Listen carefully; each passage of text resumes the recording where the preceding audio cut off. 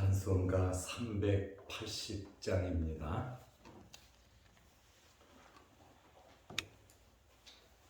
찬송가 380장입니다. 나의 생명 되신 주님 앞에 나아갑니다. 주의 흘린 보혈로 정케 하사 받아 주소서. 날마다 주를 찬송하겠네. 주의 사랑 줄러서 나를 굳게 잡아 매소서. 괴로운 세상 지낼 때 나를 인도하여 주소서. 주를 믿고 나가면 나의 길을 잃지 않겠네. 날마다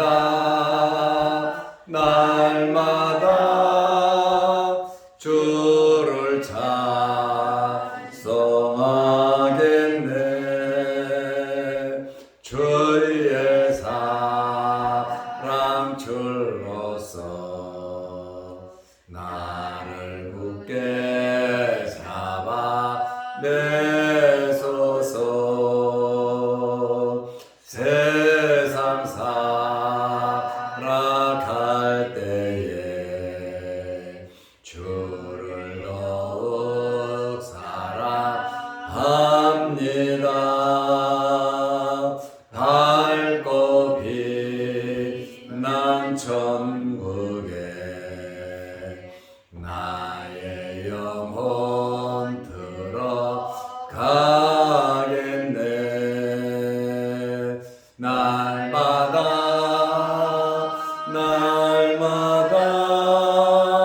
주를 찬송하겠네.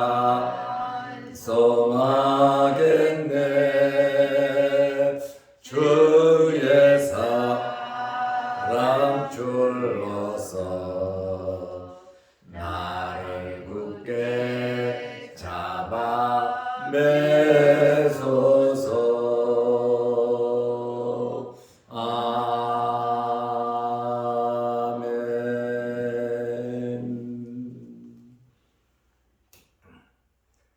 사도신경으로 우리의 신앙을 고백하겠습니다. 전능하사 천지를 만드신 하나님 아버지를 내가 믿사오며 그 외아들 우리 주 예수 그리스도를 믿사오니 이는 성령으로 잉태하사 동정녀 마리아에게 나시고 본디오 빌라도에게 고난을 받으사 십자가에 못 박혀 죽으시고 장사한 지 사흘 만에 죽은 자 가운데서 다시 살아나시며 하늘에 오르사 전능하신 하나님 우편에 앉아 계시다가 저희로서 산자와 죽은 자를 심판하러 오시리라. 성령을 믿사오며 거룩한 공예와 성도가 서로 교통하는 것과 죄를 사하여 주시는 것과 몸이 다시 사는 것과 영원히 사는 것을 믿사옵나이다. 아멘. 하나님의 말씀 마가복음 13장 3절에서 6절 말씀까지 보겠습니다.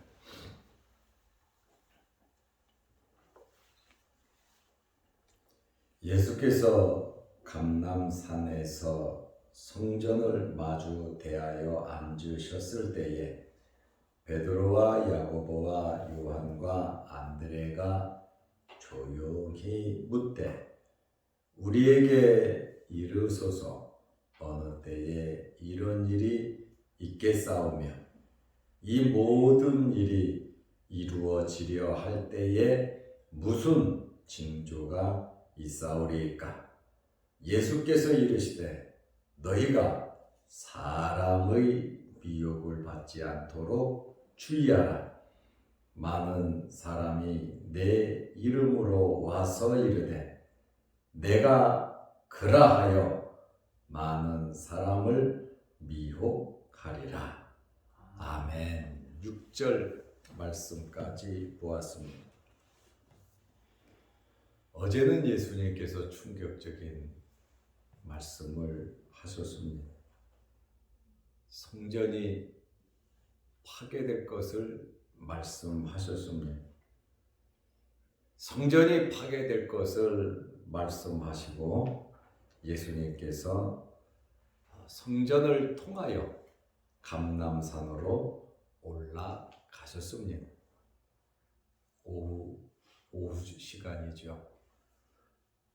감람산에 올라가셔서 성전을 마주 보면서 성전도 높은 곳에 있고 산도 높은 곳이기 때문에 예수님께서 성전을 마주 대하여 앉으셨을 때에 4명의 제자들이 조용히 질문을 했습니다.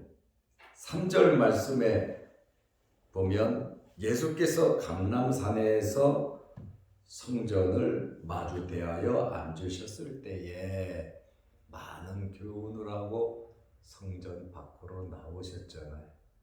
그리고 곧바로 감람산으로 올라가신 겁니다.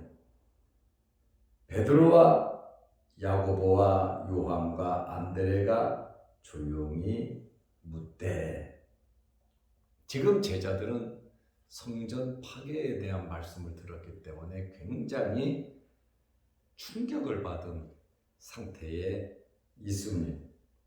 질문한 제자들의 이름이 나옵니다. 예수님께서 갈릴리 바다에서 최초로 부른 4명의 제자입니다. 베드로, 안드레, 야고보, 요한입니다. 예수님께서 4명의 제자들과 함께 감람산에 올라가신 것을 우리가 확인할 수 있고, 나머지 일행들은 베다니로, 거기에서 5km 이내이기 때문에 예수님께서 베다니에서 잠을 주무시고 쉬시고 예루살렘에 계속 올라가셨잖아요. 그러니까 4명의 제자들과 감람산에 오르신 것 같고, 나머지 제자들은 베다니로 간 것으로 이렇게 볼 수 있습니다. 베드로, 야고보, 요한 요 3명의 제자들과 여기저기에서 함께 하신 것은 종종 있었던 일이지만 안드레를 포함해서 4명의 제자 이름이 나온 것은 처음이다. 특별한 일인 것을 우리가 알 수 있습니다. 4명의 제자들의 이 질문을 보면 언제 성전이 파괴되느냐? 조용히 은밀히 예수님께 물었습니다. 지금 46년, 47년째 성전이 지어지고 있습니다. 리모델링을 한다 그러지만 리모델링이 아니라 엄청나게 크게 확장 공사를 하고 있는 중입니다. 46년간 성전이 지금 지어지고 있고 앞으로도 언제 몇십 년을 더 지어야 할 어마어마한 이 성전이 예수님께서 파괴된다고 말씀하시니까 충격 받을 수밖에 없지요. 그래서 조용히 물은 거예요. 헬라어로 카트 이디안, 개인적으로 사적으로 조심스럽게 예수님께 물었습니다.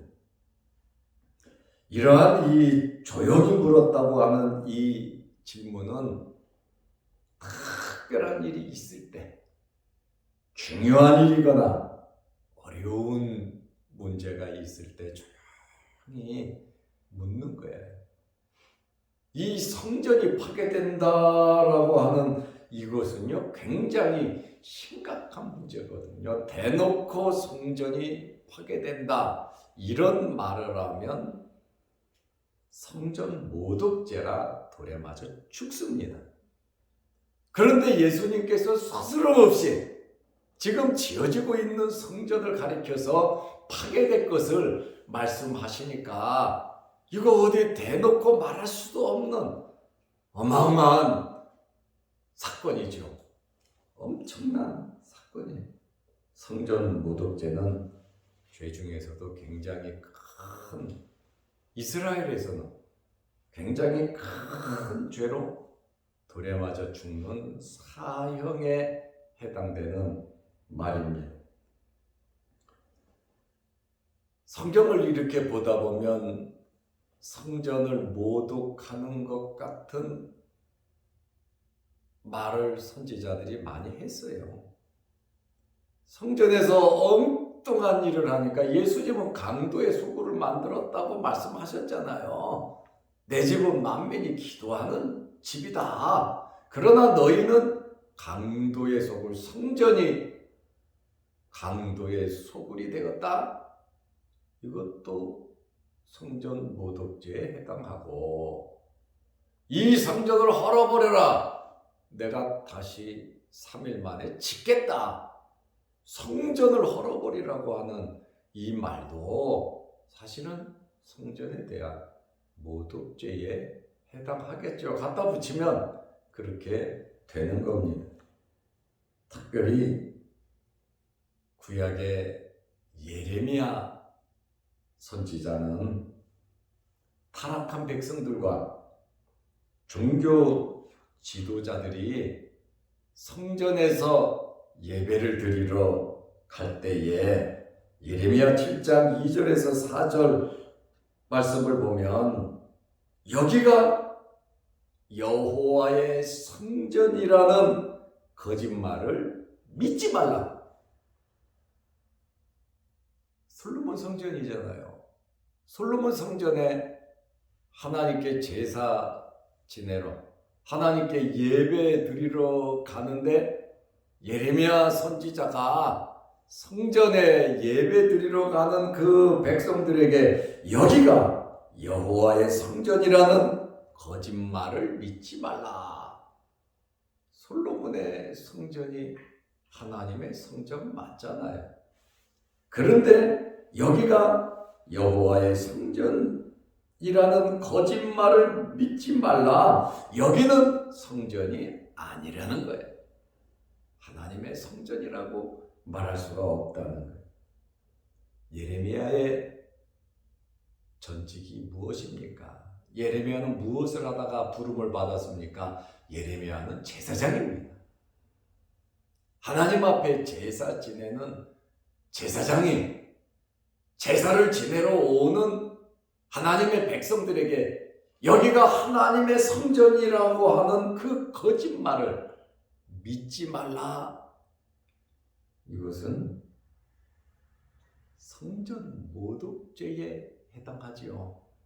그러나 예레미야가 왜 이 말을 했습니까? 하나님께서 성전을 떠나셨고 이스라엘 사람들은 우상을 섬기고 별의 별짓을 다 하는데 그것을 어떻게 하나님의 성전이라고 말할 수 있겠느냐, 그 말이에요.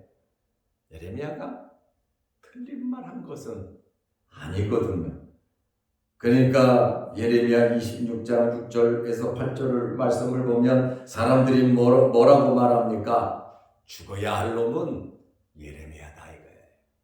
성전 모독을 했다라고 하는 그러한 말씀이에요. 예수님께서도 멀쩡한 성전을 가리켜서 뭐라고 말씀하셨습니까? 요한복음 2장 19절 20절에 이 성전을 헐어버려라. 성전을 헐으라고 하는 것은 성전 모독죄에 해당이겠죠. 내가 사흘 동안에 일으키리라. 예수님께서 성전된 자기 몸을 가리켜서 말씀하신 것이죠. 그러나 성전을 가리키면서 이 성전을 헐라 그랬어요. 요한복음 2장 20절에 보면 이 성전은 46년간 지었거늘.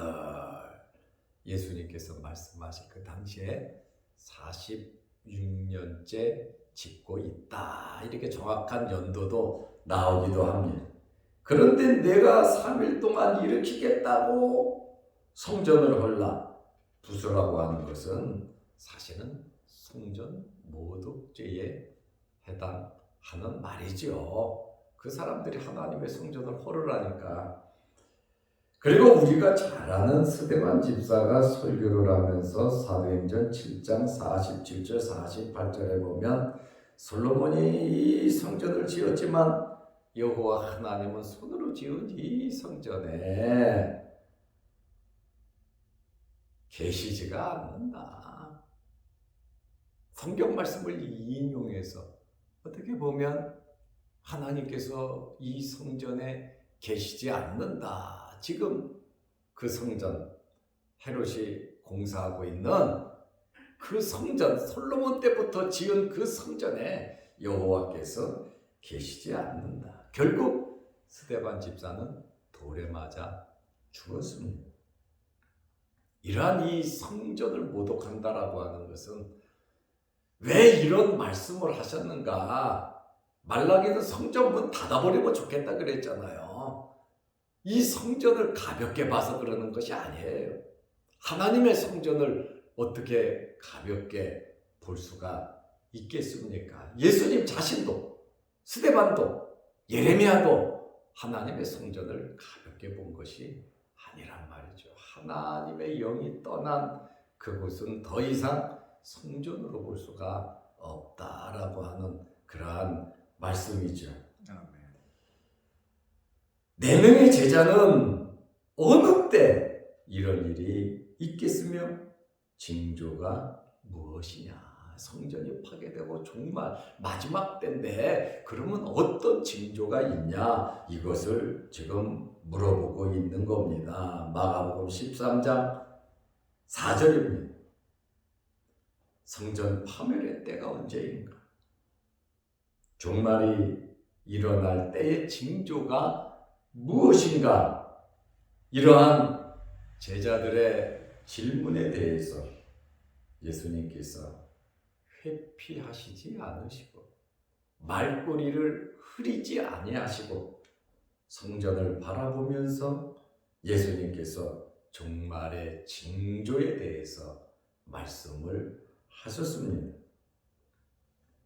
첫 번째 징조는 5절 말씀에 보면 예수께서 이르시되 4절에 있사오리까 하고 질문을 하니까 예수께서 5절에 이르시되 너희가 사람의 미혹을 받지 않도록 주의하라. 첫 번째 종말의 징조를 말씀하시면서 사람을 주의하라고 말씀하신 거예요. 사실 어두운 길에서 짐승을 만나면 피하고 도망갈 수 있지만 사람을 만나면 저 사람이 어떤 사람인지 몰라서 가장 무서운 게 사람을 만나는 겁니다. 미혹이라고 하는 이 말, 너희가 사람의 미혹을 받지 않도록 주의하라. 미혹을 받는 책임은 너에게 있다 그 말에. 마지막 시대에 종말에 사람의 미혹을 받지 않도록 주의하라. 사람을 접촉하고 사람을 만나고 우리는 살아가고 있지만 어떤 사람을 만나느냐에 따라서 우리의 삶이 달라진다는 거예요. 하나님과의 관계도 분명히 잘 될 수 있고 잘못될 수 있다라고 하는 그러한 말씀입니다. 미혹이라고 하는 이 단어는 양떼가 길을 잃고 헤매는 단어입니다. 양이 길을 잃고 헤맨다고 하는 것은 죽는다는 거예요. 양은 스스로 살아갈 수가 없습니다. 목자가 있어야 양이 살 수 있습니다. 그런데 미혹이라고 하는 말은 양떼가 길을 잃고 헤매는 단어다라고 하는 그러한 말씀에 거짓 진리를 가르치는 거짓 선생과 거짓 메시아, 잘못된 사상을 주의하라고 하는 그러한 말씀에 잘못된 신앙 교육을 받으면, 잘못된 교회에 가면, 잘못된 목자를 만나면 길을 잃게 되고 엄청난 피해를 입게 되고 평생 땅을 치고 후회할 수도 있고 죽을 수도 있습니다. 그러므로 올바른 목자를 만난다는 것, 올바른 교회를 선택해서 신앙생활 한다는 것, 이것은 복입니다. 우리는 미혹을 받지 않도록 정말 주의해야 돼. 신앙생활은 감정에 이끌려서 이 말 듣고 저 말 듣고 열을 내고 소리 지르고 다투고 싸우는 것이 아니에요. 영적인 전쟁이란 말이죠. 마귀는 우리를 가만두지 않습니다. 예수님도 지금 이것을 말씀하고 있어요. 사탄이 사람을 통해서 역사하는데 교회에 들어와서 교회 안에서도 마귀가 역사하고 있는데 우리는 그것을 주의해야 되고 분별할 줄 알아야 된다라고 하는 그러한 말씀입니다. 미혹되지 않으려면 신경을 쓰면서 살아야 합니다. 너는 나랑 친해. 너는 나랑 가까워. 여러분 신앙생활 하는데 물론 그것 중요하지만 하나님을 믿고 말씀에서 벗어났느냐 벗어나지 않느냐 그것이 중요한 것이지, 너는 나하고 친하니까, 너는 내 편이니까, 나랑 가까우니까 그것이 중요한 것이 아니에요. 하나님의 말씀 중심으로 과연 하나님께서 아름답게 여기시는가, 여러분 그것이 정말 중요한 것입니다. 영적인 분별력, 말씀 위에 굳건히 서시기를 바랍니다. 왜냐하면 신앙생활은 나 혼자 하고 끝나는 게 아니잖아요.